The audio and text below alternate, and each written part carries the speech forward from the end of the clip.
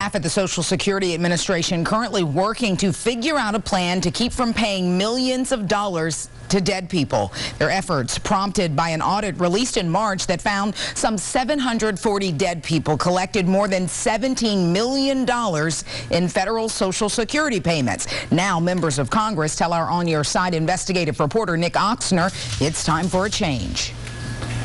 Each month, millions of Americans open their mail and get a check from the federal government. But a new report from the watchdog in charge of overseeing the Social Security Administration says the government's writing millions of dollars in checks for those who've already died. Totally unacceptable and indefensible. That's Congressman Robert Pittenger's reaction after reading the report. The audit found 740 people were paid an estimated $17 million in Social Security benefits, even after the agency had been told those beneficiaries were dead.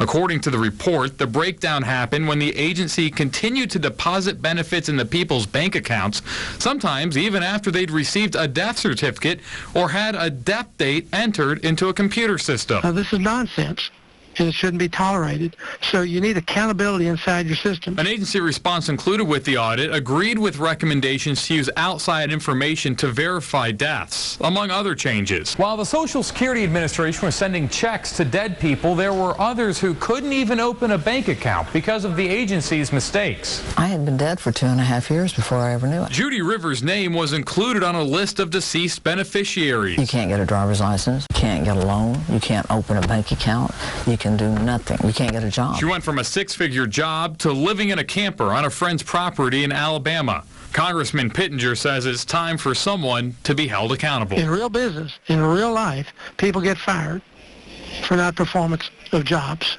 I don't know about the current administration and how they handle things, but that's how I handle things. Nick Oxner, WBTV, On Your Side.